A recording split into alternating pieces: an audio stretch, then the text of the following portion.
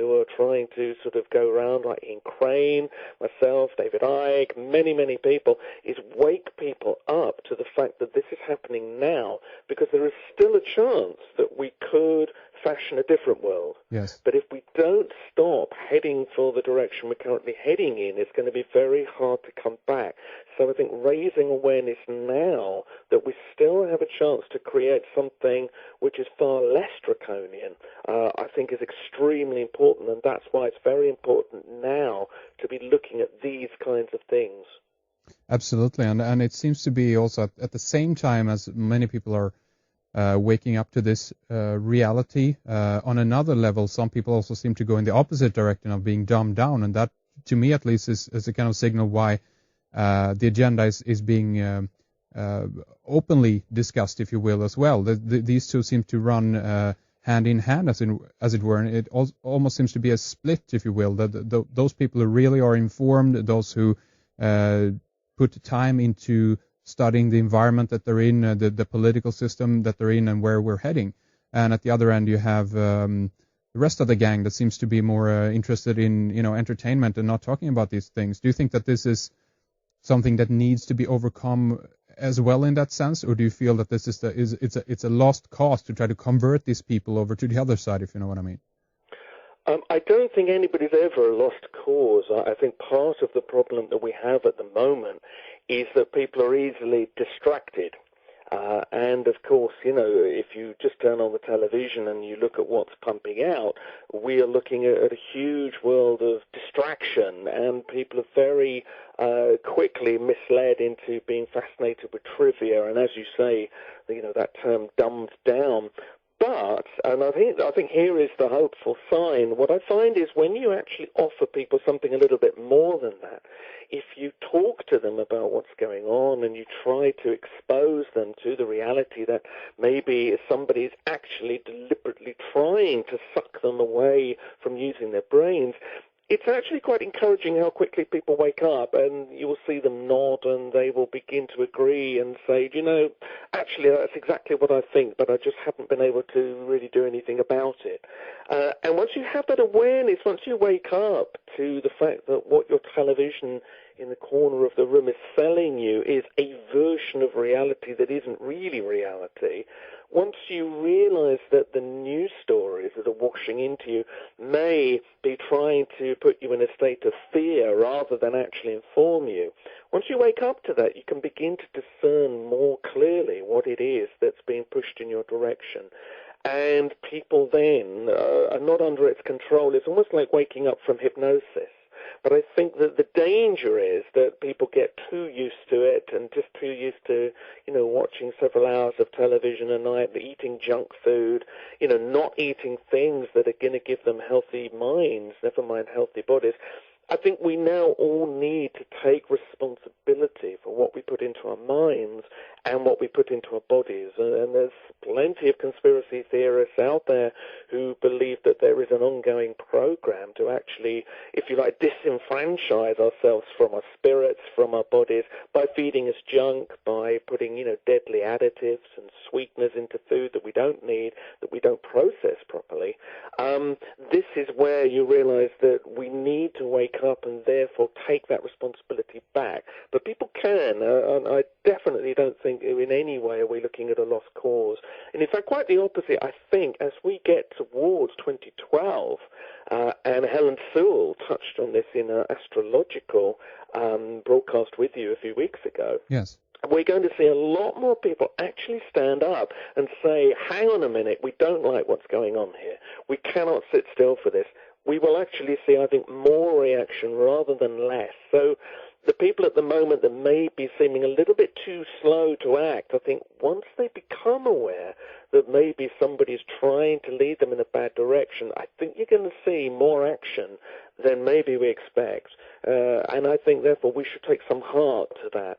I think what the task is at the moment, though, is making sure that the reaction, the response, is not a negative one, is not a violent one, but is something that can actually be put to good use, that is going to create a more positive world. And, I think very much at the moment there is this horrible feeling that we're almost being pushed into rioting, into taking to the streets, because, of course, when people do that, that's when the powers that be can justify more controls in the name of protecting us from violence. And I think people should not respond in any way with that kind of mob mentality. I think that's a big, big mistake. So I think what we need to be trying to sort of create here is sort of a revolution of mind and spirit rather than revolution, because I think if we go into the more negative way of responding, I think that's when we're almost playing into the hands of some of the powers that would seemingly like us to do that. And I think we need to be very careful.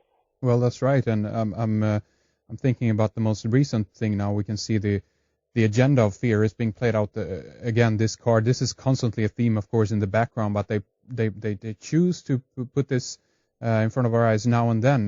This climate of fear. I'm thinking of the recent swine flu scare that's going on right now. I don't know if you follow it at all, but I mean, again, they're pushing this story now again. We had the SARS scares a couple of years ago, but that didn't pan out, but here here they go again, and there seems to be, this is about, on one level then, pushing the vaccinations, which again ties back to what you talked about in regards to what we put into our bodies and so forth. Yes. And also then, of course, the Tamiflu sales, and as an economic engine, if you will, to all of this as well, right?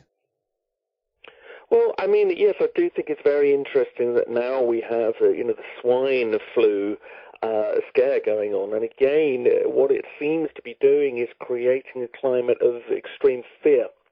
And of course, when we are frightened, we give in more to policies which are allegedly there to protect us, but in fact what they do is take away freedom, take away liberty.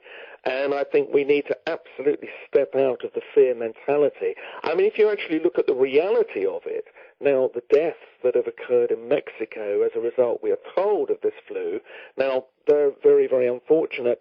It seems that the strain, if these reports are true, which is going around the rest of the world, is actually nowhere near as strong. And perhaps we need to look at why those deaths in Mexico occurred. Maybe these people did not have access to the same quality of life. Maybe they didn't have clean water. I don't know what the situation is. But it's interesting to note that although nobody as yet seems to be dying in those kinds of numbers, shall we say, in other countries, nonetheless, the fear that is being pumped out is that we could all be dead tomorrow. And yet there's actually no evidence of that. No. The story is being exaggerated out of proportion to make you think that you've got to rush and, yes, get your dose of Tamiflu. And, of course, that then worries a lot of people because you look at some of the names behind the companies that are pushing the flu sort of remedies and the flu vaccines.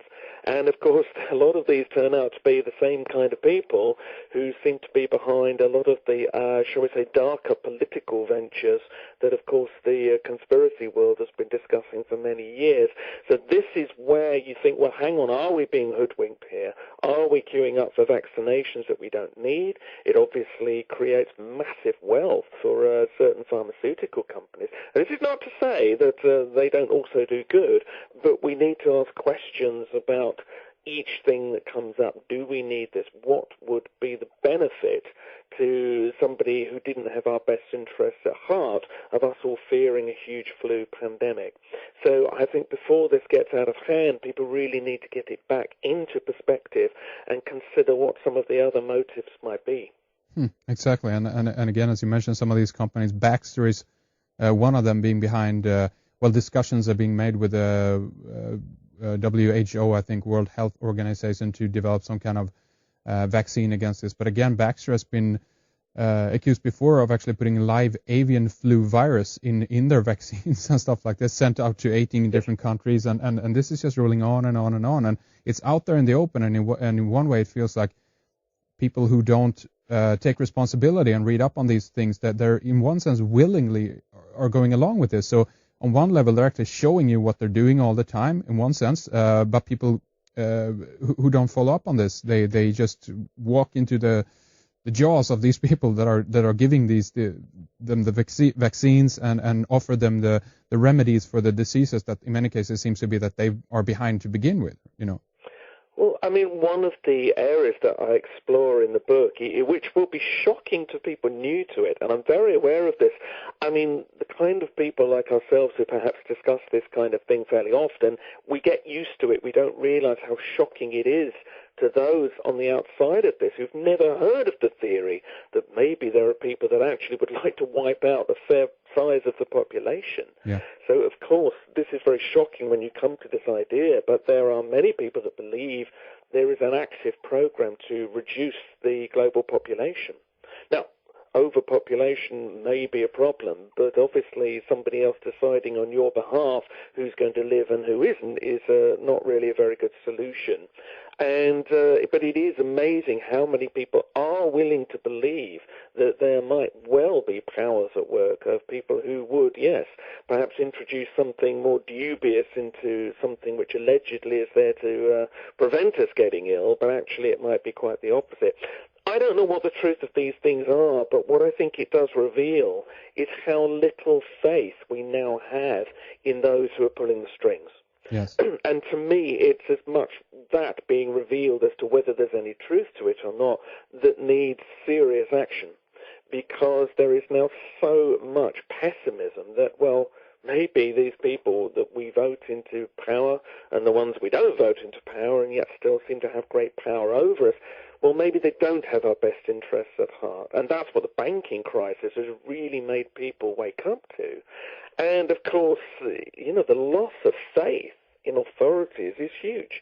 And the danger with that comes where you're almost looking at a kind of a new anarchy, because if you're dealing with people that we cannot respect or trust, there is no way that that kind of power structure can exist for long without there being more extreme methods put into place to keep them in control. Well, exactly. People are going to... This is an issue we really do need to look at. But, at the same time, so many of the decisions that seem to be made and the way they are made and the way, certainly in England, people seem to behave when you see them in the House of Commons all screaming at each other and laughing and joking, these are not people you can respect. And because of that, it's certainly younger people are just turning away from it, saying, well, these people are not the answer. But it also then gives, birth to this deep streak of pessimism that, well, maybe these people are so appalling, they would even try to kill us all. And I think it's very, very sad that that's kind of where we've got to, that we're even willing to be talking about this kind of thing, whatever the ultimate truth of it is. Absolutely. And I want to ask you a little bit more here later on, or perhaps in hour two, as we continue about this this idea of depopulation, what the reason for that might be, and what if so, what they're afraid of, or why the human being needs to be controlled. And on one level, I also see that people will, as you said, demand this control in one sense as a kind of response to all the chaos that we see. But before we do that, I want to spend the last 10 minutes or so that we have in this segment, Andy, to talk a little bit more about your speech at the AV2 conference. You will go into this, it's called The Era of Turmoil and the Energy of Hope, and this is, of course, a little bit what we have been talking about already here, but will you focus a little bit more on Barack Obama and what happened there and what he kind of represents? Is that right? Of course. Well, I mean, one of the things that I'm very keen to do, and this is very true of the book, is to not leave people feeling paranoid and disenfranchised and frightened, because I think we need the opposite. I think there's a lot of reason to hope and a lot of optimism. In fact, unlikely though it may seem with all the issues we're discussing, but there is a lot of optimism that a lot of these things